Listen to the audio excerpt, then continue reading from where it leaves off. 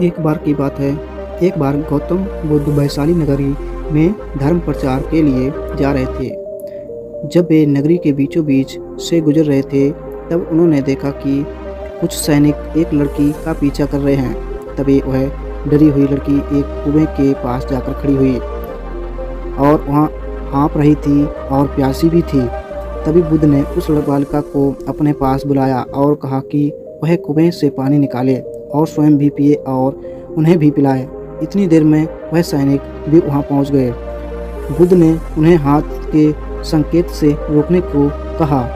बुद्ध की बात सुनकर लड़की ने कहा, महाराज, मैं एक अछूत लड़की हूँ और मेरे कुएं से पानी निकालने पर जल दूषित हो जाएगा। तभी बुद्ध ने उससे फिर कहा, बालिका, बहुत ज़ोर से प्यास लगी है, पहले तुम पानी पिलाओ। तभी कुछ देर बाद वैशाली नगरी के राजा भी आ गए। फिर उन्होंने बुद्ध को नमन किया। बाद में सोने के बर्तन भी केवड़ और गुलाब का सुगंधित पानी पीने के लिए दिया। तब गौतम बुद्ध ने उसे पीने से मना कर दिया। बुद्ध ने कहा, एक बार फिर लड़की से अपनी बात दोहराई। इस बार बालिका ने साहस के साथ कुएं से पानी निकाला और स्वयं भी पिया और गौतम बुद्ध को भी पिलाया।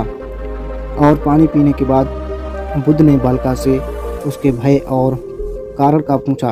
तभी उस बालिका ने बताया, मुझे संयोग से राजा के दरबार में गाने का अवसर मिला था और राजा ने मेरा गीत सुनकर मुझे अपनी गले की माला पुरस्कार स्वरूप दी, लेकिन उन्हें किसी ने बताया कि मैं एक अछूत लड़की हूँ और यह जानते ही राजन मुझे अपने सैनिकों को मुझे जेल में डालने के लिए बोल दिया। मैं किसी तरह से उन सैनिकों से बचकर यहाँ तक पहुँच गई और आप मिल गए। इस पर बुद्ध ने कहा कि सुनो राजन, मैं चाहता हूँ कि आप इसे मेरी शब्द को हमेशा याद रखें।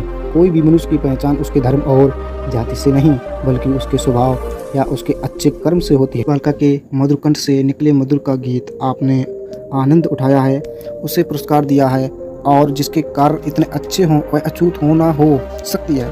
उस बालिका के साथ नीची सोच और छोटे कार्य करके अछूत होने का परिचय दे रहे हो आप। इसलिए मेरी नज़रों में यह बालिका नहीं है, बल्कि आप अछूत हैं। तभी राजा बुद्ध ने सामने शर्मिंदा होने के अलावा और भी कुछ भी क्या कर सकते थे। उन्होंने बुद्ध को क्षमा मांगी और वहाँ चले गए।